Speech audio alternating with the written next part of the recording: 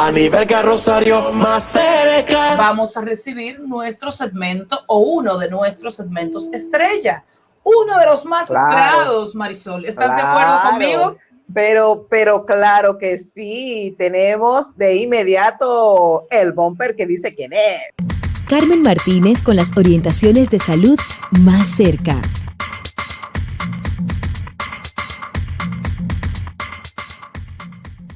Esa entrada aquí estamos, que dice que es Carmen. Carmencita. Aquí estamos, Carmen. ¿Cómo Carmencita, estás? Mírala ahí. Ay.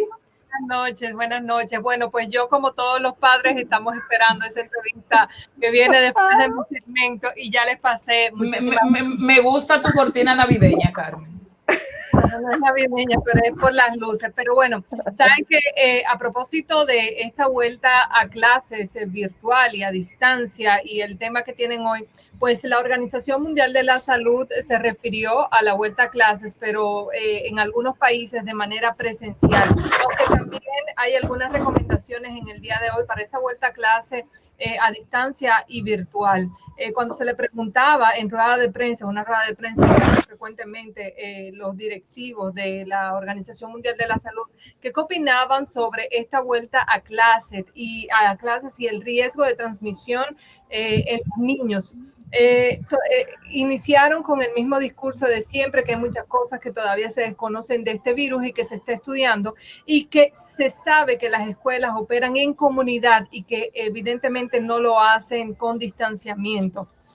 Pero hablaban sobre tres cosas importantes en el momento que los niños regresaran a clases y que de hecho, aunque nosotros vamos a comenzar virtual, eventualmente se retornará a las aulas y es de el tipo de enfermedad que causa en los niños que hay que verlo muy bien.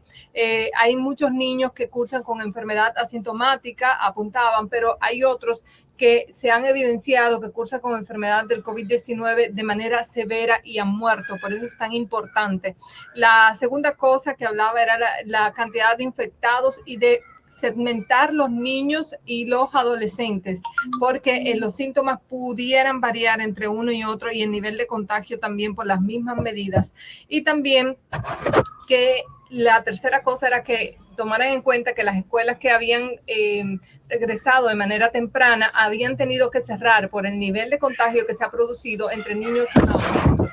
Y ya aterrizando el tema a República Dominicana de esta nueva modalidad que enfrentaremos nosotros con nuestros niños, es importante que no sea tomado en cuenta que se vean puntos muy específicos como las horas que van a pasar los niños al frente de un aparato electrónico y el impacto que pudiera tener esto en la salud visual. Ya sabemos que no se recomienda más de 2 horas al día. Sin embargo, ante una eventualidad como esta, pues se haría una excepción. Pero es importante que el Ministerio de Educación y también el gobierno tomen en cuenta cuántas horas tendría el niño que pasar en una pantalla sin que antes le afecte lo visual. ¿Por qué? Porque estaríamos entonces corrigiendo un problema y embarcándonos en otro que pudiera tener consecuencias a largo plazo.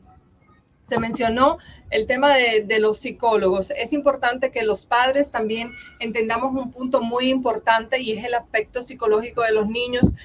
Si bien es cierto que han ya cursado con un cambio con el mismo tema de la pandemia, no menos cierto es que eso se creía que era transitorio. Es importante que los padres busquen un acompañamiento, aunque no se lo dé el gobierno, de alguna tutoría o algún consejo psicológico para ver qué están pensando esos niños, porque estos cambios han venido a ser y se están implementando y no se le han preguntado a los niños cómo se siente o qué quieren los niños, independientemente que las decisiones son de los adultos.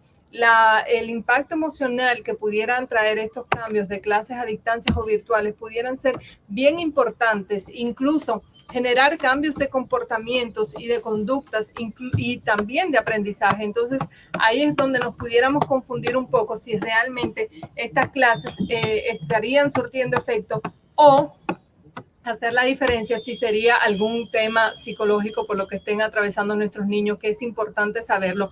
Y también algo que se ha implementado en otros países que no se ha hablado es que estas clases sean inclusivas.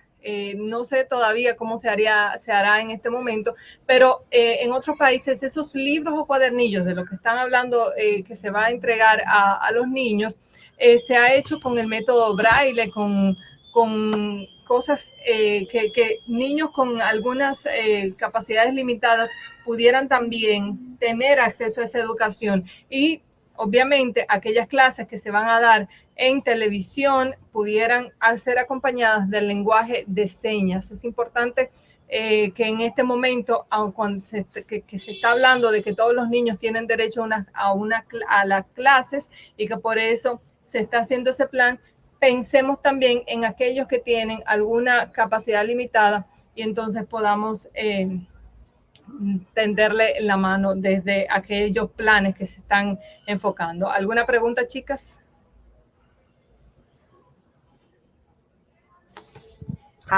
Bueno, a mí me parece interesante. Incluso acabo de leer una... Tienes tu micrófono cerrado. Te escucho, Marisol.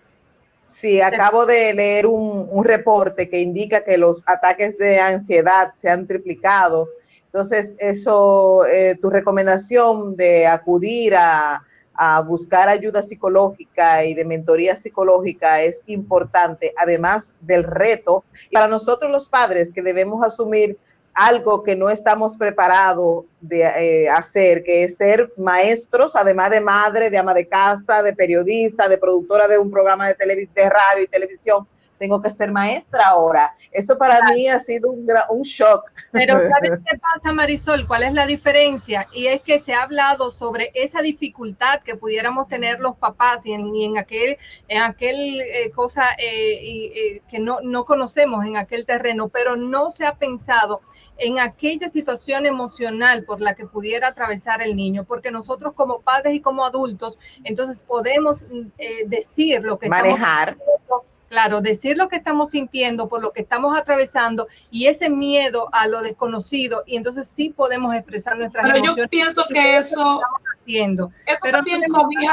también, Carmen, cobija a los niños y a las niñas. Y yo no tengo pequeños como hijos, sí tengo sobrinos, sobrinas, y básicamente en sobrinos y las sobrinas es que veo que ellos quizás los adultos estamos siendo excesivos. Yo veo en ellos que están asumiendo lo virtual de una manera con menos estrés que nosotros mismos los adultos. A mí me preocupan otras cosas. Recuerden que nosotros estamos en un sistema educativo con muchas carencias. Nosotros hablando de lo digital, de lo virtual y vuelto loco en un país donde ni siquiera hay luz garantizada. Yo estaba hablando... Si comenzamos a hablar de todas las carencias, entonces por eso entiendo, hay una comunidad en Asua que se llama El Gramazo, que la gente para hablar por el celular tiene que ir a tantos kilómetros. ¿Por qué digo esto? Bueno, porque vamos a concentrarnos en lo que tenemos, en lo que vamos a poder hacer. Sabemos que estamos no lanzándonos al vacío, pero sí a lo desconocido, y que vamos a ver qué pasa, porque yo dije hace unos días, si yo tuviera un niño pequeño en edad escolar, decidiera retirarlo, darle una especie de año sabático. Esto es casi una locura. Pero también dicen que no, que hay que integrarlo. Yo pienso que hay que simplemente ser positivos y apostar a que nos vaya bien. Exacto, pero mi llamado es a no descuidar esos aspectos emocionales de los niños. Cualquier cambio que se note en un niño, no atribuírselo a que el niño no está aprendiendo, no está poniendo atención, porque también tú pretender que un niño se quede sentado quizás 4, 5, 6 horas, en el caso, por ejemplo, del colegio de mi hijo, es casi una locura, porque cuando tú tienes una hora como adulto sentado en una silla en una oficina, ya estás... Bueno, dímelo a mí, que esta virtualidad, en mi caso personal, está teniendo consecuencias importantes en mi salud. Entonces, esta virtualidad constante de horas y horas en el día, esto es una locura.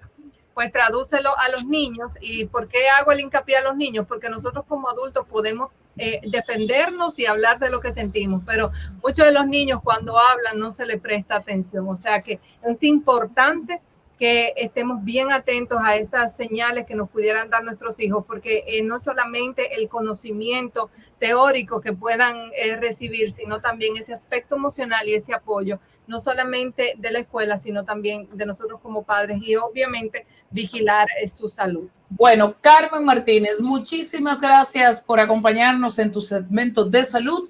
Regresamos luego de esta pausa con Mercedes Coronado, quien es la presidenta de la Unión de Instituciones Educativas de la República Dominicana. Ya volvemos. A nivel Rosario más cerca.